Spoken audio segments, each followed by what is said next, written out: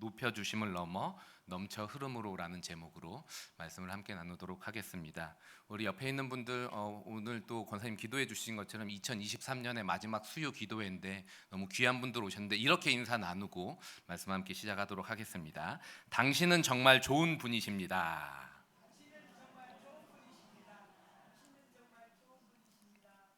네. 어느 날 한 성도님께서 저에게 이런 말씀을 해주셨습니다. 목사님은 정말 좋은 분 같아 보여요. 네. 네. 아멘은 한 번밖에 안 하셨지만 저는 이 자리 가운데 있는 모든 분들이 동일한 마음을 가지고 계실 뿐만 아니라 표현하기에 어색해서 그렇지 저를 볼 때마다 늘 이 말을 해주고 싶은데 하지 못해서 안 달라 하시는 그런 분들이라고 저는 생각하고 있습니다. 예, 이렇게 되면 제 설교가 진행이 안 되는데 이렇게 말하는 저는 교만한 사람일까요? 만약에 누가 목사님 정말 좋은 분입니다 라고 얘기하셨을 때 제가 이렇게 대답을 했다라고 하면 어떨까요? 성도님은 역시 보는 눈이 있으십니다 라고 한다면 예. 이렇게 제가 대답을 한다면 제가 이런 저의 대답은 제가 그 누구보다 교만하다는 것을 확연하게 드러내는 말일까요? 아니면 반대로 제가 이렇게 대답을 했다고 한번 해볼게요.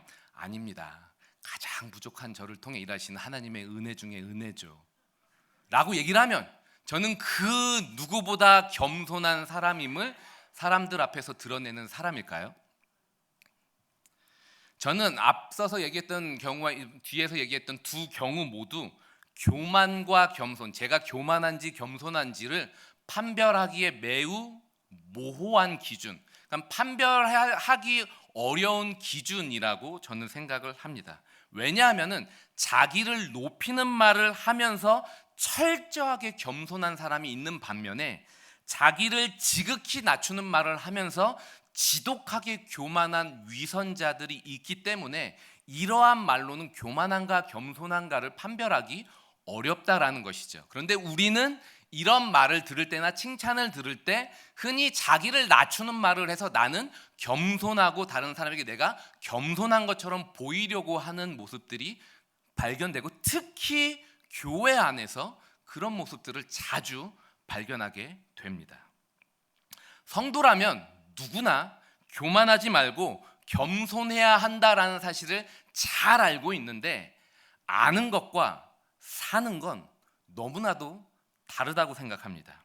우리의 다짐과 달리 교만과 겸손은 우리의 마음의 왕좌에서 하루에도 10번씩 서로 싸워서 교만한 마음이 들었다 겸손한 마음이 들고 겸손한 마음이 있다가 또 곧바로 교만한 마음이 들고 이러한 교만과 겸손의 이 동행함이 우리의 신앙의 현실이면서 삶의 현실이지 않을까라는 생각을 해보게 됩니다. 이 교만과 겸손의 이 공조는 다만 예수를 믿지 않는 사람에게만 있는 게 아니라 누구보다 예수를 믿는 사람처럼 살고 싶고 누구보다 겸손하게 살고 싶은 사람에게도 똑같이 찾아오는 현실이겠다라는 생각을 저는 해보게 됩니다. 그래서 우리는 이런 겸손하고 싶으나 교만한 모습을 주체하지 못하는 자기 자신을 보면서 자책하기도 하고 이게 왜 기도로도 안 되지? 라는 생각과 함께 당황스러움을 몰래 사람들 앞에서 숨기고 혼자 씨름하며 살아가는 신앙생활을 우리 가운데서 발견하게 된다라는 거예요. 자, 교만과 겸손이 뒤섞여 있는 나의 신앙 현실을 마주하면서 그럼 우리는 성도로서 어떻게 이 싸움에서 이겨낼 수 있을까요? 또한 어떻게 하나님이 원하시는 삶을 끝까지 살아낼 수 있을지 2023년의 마지막 날을 보내면서 이 부분을 우리가 함께 살펴봤으면 좋겠습니다. 먼저 우리가 기억할 사실은 하나님은 높여주심을 기뻐하는 분이시다라는 거예요. 우리가 믿는 하나님은 어떤 분이라고요? 자기를 믿는 백성을 높여주기를 기뻐하는 분이시다라는 사실이죠. 자, 오늘 본문은 히스기야 왕의 생애 마지막 모습이 기록되어져 있는데요. 히스기야 왕, 갑자기 이게 생뚱맞게 히스기야 왕이 선포된다라고 생각하실 수 있는데, 이스라엘 왕 중에서 가장 유명한 왕은 다윗 그리고 솔로몬이겠죠. 근데 다윗과 솔로몬 이후로 유명한 이스라엘의 왕을 꼽으라고 한다면 저는 히스기야가 포함되지 않겠는가라는 생각을 해보게 됩니다. 유명할 뿐만 아니라 이스라엘의 역대 왕 중에서 가장 많은 분량을 차지하고 있는 왕이기도 하다라는 것이죠. 그래서 그런지 열왕기서와 이사야서에도 오늘 우리가 읽은 본문이 그대로 기록되어져 있다라는 거예요. 히스기야는 그 누구보다 하나님이 보시기에 좋았던 신앙의 인물이었기 때문에 성경을 기록하는 저자들도 히스기야에 주목을 했고, 그리고 여러 저자들이 히스기야를 언급하지 않았나 싶습니다. 자, 오늘 본문을 통해 저와 여러분들의 2023년의 마지막 한 주의 삶과 더 나아가서 2024년의 시작이 히스기야처럼 하나님이 보시기에 아름다운 삶으로 이어지기를 주님의 이름으로 축원합니다. 자, 24절을 함께 한번 읽어볼까요? 24절입니다. 자, 시작. 그때 히스기야가 병들어 죽게 되었으므로 여호와께 기도하매 여호와께서 그에게 대답하시고 또 이적을 보이셨으나. 자, 24절은 히스기야가 경험한 하나님의 은혜에 대한 기록입니다. 짧게 기록되어져 있지만 히스기야가 죽을 병에 걸렸을 때 여호와께 기도를 했고요. 여호와께서 이 기도에 응답하셔서 무려 15년의 생명을 연장시켜 주셨고요. 이 기적의 사건뿐만 아니라 이 사실을 믿지 못하고 계속 묻자 하나님께서 해시계가 10도나 물러나게 하는 이적을 통해서 믿게 하셨던 놀라운 사건의 요약이 바로 24절입니다. 자, 그리고 25절하고 26절을 제가 한번 읽어보겠습니다. 히스기야가 마음이 교만하여 그 받은 은혜를 보답하지 아니하므로 진노가 그와 유다와 예루살렘에 내리게 되었더니 히스기야가 마음의 교만함을 뉘우치고 예루살렘 주민들도 그와 같이 하였으므로 여호와의 진노가 히스기야의 생전에는 그들에게 내리지 아니하니라. 자, 24절과 정반대되는 내용이 25절하고 26절의 내용이죠. 앞에 있는 내용이 하나님의 은혜에 대한 기록이라면 뒤에 있는 내용은 하나님의 진노에 대한 기록입니다.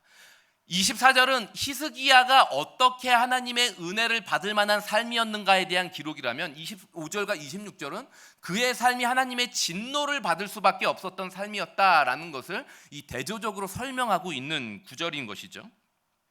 히스기야는 바벨론 왕의 사신들에게 자신의 부유함을 보여주고 자랑하다가 하나님의 진노를 샀습니다. 하나님의 은혜를 제대로 누리지 못하고 24절에 나왔던 그 하나님의 은혜를 제대로 누리지 못하고 하나님의 진노를 사는 안타까운 장면이 이 25절과 26절의 두 절로 요약되어져 있다라는 거예요. 자, 히스기야의 생애 후반부에 일어난 이 두 사건은 아마 이 자리 가운데 계신 분들이라면은 한 번쯤은 들어보셨을 거고, 이 내용은 여러 번 이 강단에서 선포되었던 내용 중에 하나입니다. 그래서 우리에게 익숙할 뿐만 아니라 히스기야에게도 중요했고 이스라엘 역사에도 매우 중요한 사건이었기 때문에 오늘 본문에는 단 3절에 그치지만 열왕기서에는 총 19절의 분량으로 기록되어져 있고 이사야는 이것보다 훨씬 더 많게 무려 29절에 걸쳐서 이 두 가지 사건을 굉장히 자세하게 기록해 놨다라는 거예요.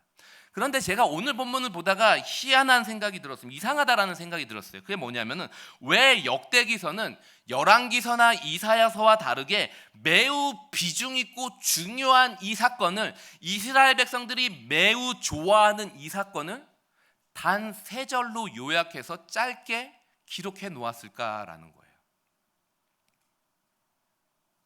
이런 생각에 잠겨서 본문을 읽고 또 읽던 중에 24절부터 26절에 대조되는 두 단어를 발견했습니다. 그게 뭐냐면은 바로 교만과 뉘우침입니다. 교만과 뉘우침. 25절을 다시 한번 보시면 이렇게 기록되어 있습니다. 히스기야가 마음이 교만하여. 똑같은 문장을 26절에서 이렇게 기록합니다. 히스기야가 마음의 교만함을. 근데 그 뒤에 어떻게 해요? 뉘우치고. 우리 성경에는 교만하고 뉘우치고라고 번역을 해놨지만 히브리어 원어를 직역하면은 교만이라는 단어는 높이다라는 동사이고요. 뒤에 나오는 뉘우치고는 낮추다라는 동사입니다. 다시 말하면 히브리어는 높이다라는 동사와 낮추다라는 동사를 의도적으로 대조하고 있다라는 거예요. 이 두 단어를 통해 이 역대기서 기자가 말하고 싶은 건 뭐냐면은 히스기야의 삶을 높아짐과 낮아짐의 두 현상의 공존으로 소개하고 있다라는 것입니다.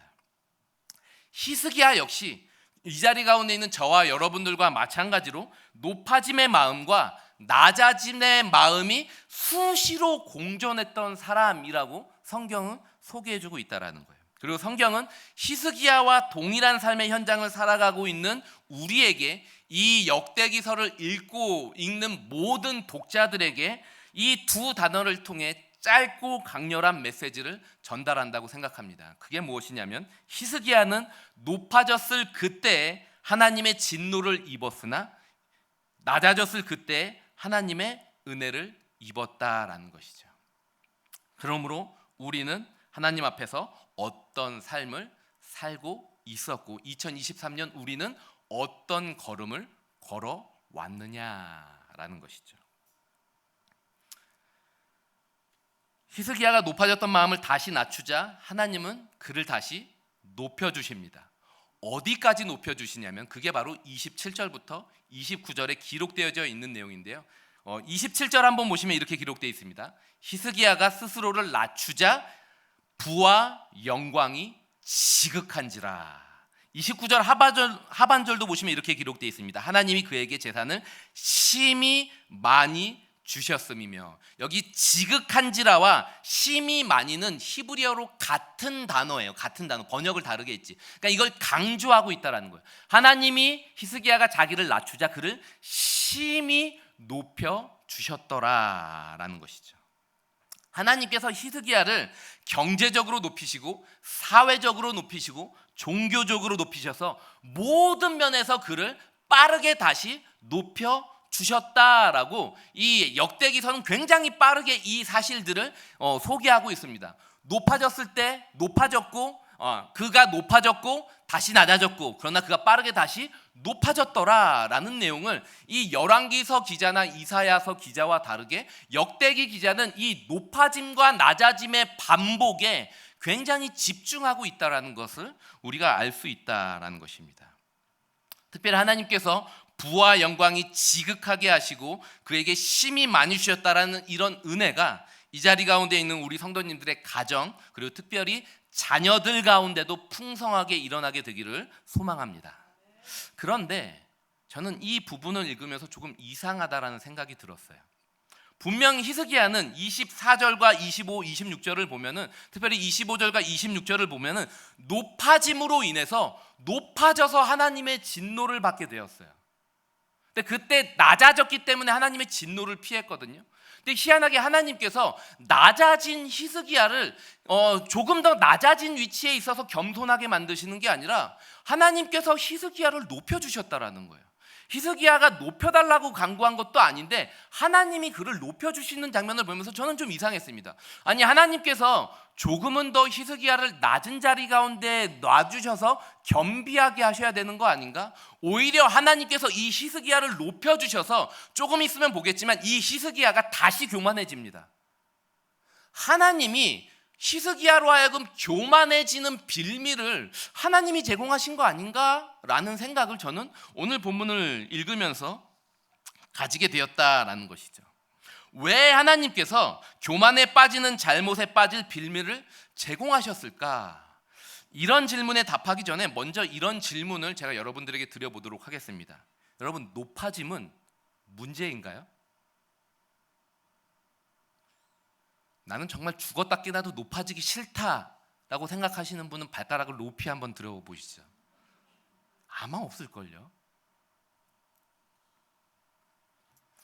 저는 높아짐은 아무런 문제가 없다라고 생각을 합니다. 오히려 높아짐은 히스기야로 하여금 자신이 다스리는 백성들의 삶을 윤택하게 만드는 은혜의 통로가 바로 이 높아짐이었다라는 거예요. 그게 바로 이어지는 30절에 기록되어 있습니다. 30절을 제가 한번 읽어볼게요. 이 히스기야가 또 기온의 윗샘물을 막아 그 아래로부터 다윗성 서쪽으로 곧게 끌어들였으니 히스기야가 그의 모든 일에 형통하였더라. 27절부터 29절에 하나님께서 그를 지극히 부하게 하시고 지극히 영광스럽게 하고 지극히 높여주시자 그 높아짐이 어떻게 됐다라는 거예요? 그로 하여금 교만으로 빠지게 만든 게 아니라 그 높아짐이 백성들의 형통함으로 이어지게 되었더라라고 성경은 의도적으로 이 구절을 연결시키고 있다라는 것이죠. 이 30절의 내용은 적들이 쳐들어오는 절박한 상황에서 히스기야가 행한 선한 일에 대한 설명인데요. 자, 히스기야는 하나님께서 자신에게 주신 부와 영광을 자기 살구멍을 찾는 데 사용하거나 적들이 찾아오자 내가 어떻게 왕으로서의 이 지위를 지킬까라고 어떤 자기 혼자만의 어떠한 그 생명을 보장하는 데 사용하지 않았어요. 이 절박한 상황 가운데서도 자기의 무엇을 위해 이 부와 영광을 사용한 게 아니라 백성들을 위해 사용했다라는 것이죠. 백성들이 겪고 있던 식수의 문제를 해결하기 위해 자기의 부와 영광을 사용했고, 이 자신의 높아짐을 백성들을 위해 사용했던 이 사실은 이후에 있을 모든 이스라엘 백성들에게 안전한 식수를 계속해서 제공하는 중요한 기틀을 마련하는데 바로 자신의 부와 영광을 사용했던 사람이 히스기야라는 거예요. 다시 말하면 높아짐을 자신 안에만 머물게 하지 않고 백성들의 삶의 현장에 흐르게 하자 하나님께서 히스기야의 모든 일을 어떻게 만들어 주셨다고요? 형통하게 하셨더라. 그래서 이 히스기야 혼자 형통했던 게 아니라 히스기야와 백성들이 함께 형통함을 누렸더라라고 성경이 이야기를 합니다. 모든 일에 형통하였더라. 그러므로 높아짐은 전혀 문제가 없다라고 할 수 있습니다. 오히려 높아짐은 하나님의 은혜라고 말을 할 수 있습니다. 다시 한번 말씀드리지만 높아짐은 아무런 문제가 없습니다. 우리가 믿고 섬기는 하나님, 오늘 우리가 예배드리는 하나님은 오늘 우리의 삶의 현장을 바라보시면서도 낮은 우리를 어떻게 하면 높여주실까를 바라보시면서 어떻게 해서든 우리를 높여주는데 이 사실을 기뻐하는 분이 우리가 믿는 하나님이라는 사실이죠. 하나님은 히스기야를 지극히 높여서 하나님의 눈에, 사람들의 눈에 존귀하게 만들어 주셨습니다. 이 히스기야를 높여주신 하나님은 더 나아가서 예수 그리스도를 지극히 높여 모든 이름 위에 뛰어나게 하신 분이 바로 우리가 믿는 하나님이라는 사실이에요. 그리고 하나님은 오늘을 살아가는 저와 여러분들을 한 사람 한 사람을 높여주기를 기뻐하는 분이십니다. 혹시 이 자리 가운데 계신 분 중에 깊은 수렁에 빠진 듯 답답한 하루를 살아가시는 분, 그 누구보다 낮은 자리 가운데 있어서 절박한 심정으로 기도하는 분 계십니까? 하나님의 높여주심을 기대하시기 바랍니다. 힘겨운 삶의 현장에서 혹시 버겁게 하루하루를 살아가는 자녀들을 바라보면서 마음 아파하시고 기도하는 분들 계십니까? 그 자녀들을 위해 하나님의 높여주심을 기대하시면서 계속해서 기도하시는 은혜가 있기를 소망합니다. 히스기야를 높여주신 하나님, 예수 그리스도를 높여주신 하나님께서 우리와 우리의 자녀들을 그 자리 가운데 결코 내버려 두지 않으시고 반드시 높여 주실 것입니다. 그런데 그럼에도 불구하고 성도는 높여주심을 넘어 넘쳐 흐름에 초점을 맞추는 사람입니다. 다시 한번 말씀드릴게요. 성도는 높여주심을 넘어 넘쳐 흐름에 초점을 맞추며 걸어가는 사람을 성도라고 할 수 있다라는 것이죠. 31절을 한번 보실까요? 그러나 참 희한하죠. 24절은 높아짐이에요. 25절하고 26절은 낮아짐이거든요. 근데 27절부터 30절은 다시 높아짐이에요. 그런데 이 31절은 다시 하나님께서 이 히스기야를 낮추신다라는 거예요. 그러나 바벨론 방백들이 히스기야에게 사신을 보내어 그 땅에서 나타난 이적을 물을 때 하나님이 히스기야를 떠나시고 그의 심중에 있는 것을 다 알고자 하사 시험하셨더라. 30절까지 아름다운 이야기가 이어지다가 또다시 아름답지 않은 이야기가 공존하면서 나타나게 된다라는 것이죠. 히스기야는 언제 자기의 높아짐을 다른 이들에게 흘려보냄의 통로로 사용했냐는 듯이 이 31절에서는 다시 높아짐을 자기만을 위해 자신을 자랑하고 자신을 더 높이는 통로로 사용하고 있음을 우리는 발견하게 됩니다.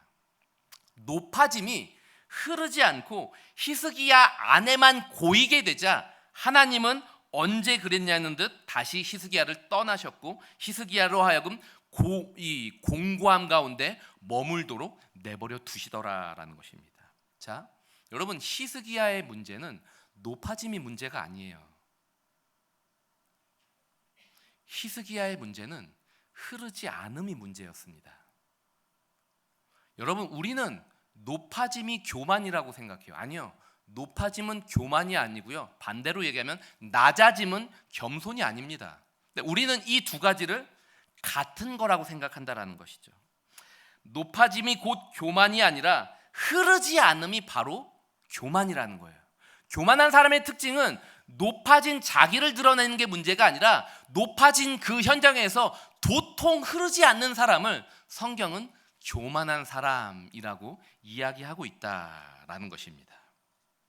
성도들이 가지는 흔한 오해가 있습니다. 그게 뭐냐면은 높아짐에 대해서 누가 이야기를 하면 저 사람 교만한 사람이라고 생각하는데, 반면에 누가 자신의 낮아짐에 대해서 이야기를 하면 저 사람은 겸손한 사람이다라고 생각한다라는 거예요. 그러나 절대로 그렇지 않아요. 높아짐과 교만이 다르고 낮아짐과 겸손이 다르다는 것을 우리는 구분할 수 있어야 합니다. 오히려 높아짐이 겸손으로 이어질 수 있고요, 반대로 낮아짐은 심각한 교만으로 이어질 수 있기 때문이다라는 거예요. 모두가 그렇진 않지만 낮아진 분들을 보면은, 그리고 스스로 낮아진 분들을 보면 희한하게 자신의 낮아짐을 은근히 자랑하는 교만한 모습을 보이곤 하더라라는 거예요. 어떻게 해요? 낮아지지 않는 이들을 자꾸 정죄하거나 혹은 반대로 낮아진 자기 의를 은근히 드러내는 거예요. 그래서 희한하게 낮아지는 사람은 자신이 겸손하다고 생각하고, 자기는 낮은 곳으로 가니까 자기는 낮아진 모습을 보이고 있으니까 나는 겸손하다라고 생각하는데, 그 모습을 보는 사람은 희한하게도 그 사람이 겸손해 보이는 게 아니라 그 누구보다 교만해 보인다라는 거예요. 그래서 교회에서 일어나는 분란을 보면은요, 높아짐을 자랑하는 교만만큼 낮아짐을 은근히 자랑하는 교만으로 인해 문제가 빈번하게 일어남을 우리는 교회 현장에서 자주 보게 된다라는 거예요. 여러분들이 높아짐을 자랑할 때 문제가 발생했습니까? 아니면 은근히 내가 낮아짐을 자랑할 때 더 문제가 발생했습니까? 아마 후자일걸요. 여러분, 교만과 싸우셔야 합니다. 그런데 교만과 어떻게 싸워야 될까요? 우리는 교만과 싸울 때 자꾸 낮아지려고 그래요. 교만할 그때 낮아져야지, 교만한 그때 낮은 곳으로 가야지. 아니요, 성경은 교만을 이겨내는 문제를 낮아짐으로 얘기하지 않아요. 교만한 사람은요, 높아져서도 교만하지만 낮아져서도 교만해진다니까요. 교만한 사람은요, 높아져서도 흐르지 않지만 낮아져서도 도통 흐르지가 않아요. 그러므로 교만은 결코 낮아짐으로 해결되지 않습니다. 하나님은 히스기야의 교만을 그를 낮추심으로 해결하지 않으셨어요. 그렇게 해결하지 않으셨다라는 거예요. 그럼 어떻게 해결하셨을까요? 넘쳐 흐름으로 히스기야 안에 생기는 교만의 문제를 해결하시더라라는 거예요. 그게 바로 32절입니다. 자, 32절 다 함께 읽어보도록 하겠습니다. 자, 시작. 히스기야의 그의 모든 선한 일은, 거기까지. 여기 나오는 선한 일이라는 단어는요, 우리가 잘 알고 있는 헤세드라는 단어예요. 은혜, 인애, 충성이라는 단어고요. 단수가 아니라 복수예요. 모든 선한 일들을. 하나님은 히스기야가 높아질 때 그를 낮아지게 만드신 게 아니라 높아지는 그 현장에서 흐르게 만드셨다라는 거예요. 그리고 그가 낮아지는 현장에서도 그를 다시 높이시는 방법을 택하신 게 아니라 그가 낮아지는 현장에서도 충분히 흐를 수 있게 하심으로 그를 교만에 빠지지 않게 만드셨다라는 것이죠. 은혜들을 고이게 하지 않고 흘려보냄으로 히스기야로 하여금 교만을 이겨내게 하나님께서 만들어 주셨고요. 히스기야도 높아진 그 자리에서 자신의 삶에 낮아짐을 대입하는 게 아니라 넘쳐 흐름을 대입해 나가는 삶이었다라고 성경은 이야기합니다. 높아졌든 낮아졌든 그는 무엇에 신경을 썼다고요? 나에게 넘쳐 흘러 들어오는 그 은혜가 다시금 넘쳐 흐르도록 하는 선한 일들, 은혜가 흐르게 하는 싸움, 이게 바로 히스기야의 유일한 싸움이었다라고 성경의 역대기 기자는 이야기를 하고 있다라는 것이죠. 히스기야는 자신이 하나님께 받은 은혜를 백성들에게 넘쳐 흐르게 하는 삶, 그리고 자신이 받은 인애가 이웃에게 흐르게 하는 삶, 그래서 자기를 높이고 은혜를 베푸신 하나님을 높이는 충성된 삶으로 교만을 이기고 백성들과 함께 형통함을 누렸다라고 성경을 이야기합니다. 그리고 이런 히스기야를 향해 성경은 마지막으로 이렇게 평가합니다. 자, 우리를 향한 하나님의 평가이길 소망하는 마음으로 마지막으로 33절 다 같이 읽고 마무리하도록 하겠습니다. 자, 시작. 히스기야가 그의 조상들과 함께 누움에 온 유다와 예루살렘 주민이 그를 다윗의 묘실 중 높은 곳에 장사하여 그의 죽음에 그에게 경의를 표하였더라. 그에게 경의를 표하였더라. 어느 누구에게도 기록해 놓지 않았던 이 놀라운 평가가 히스기야의 마지막에 기록되어져 있다라는 거예요. 높아진 자리에서 받은 은혜를 고이게 하지 않고 넘쳐 흐르게 하는 삶, 낮아진 자리에서도 메마르지 않고 넘쳐 흐르는 삶을 바라보면서 주민들이 그런 히스기야의 삶에 경의를 표했다라고 이야기를 할 뿐만 아니라 은혜가 풍성하신 하나님께 부름을 받은 저와 여러분들이 살아가는 삶이 바로 이 히스기야가 받게 될 평가, 경이로움을 받을 인생이 바로 저와 여러분들의 인생이라고 성경이 이야기하고 있는 것이죠. 2023년의 연말입니다.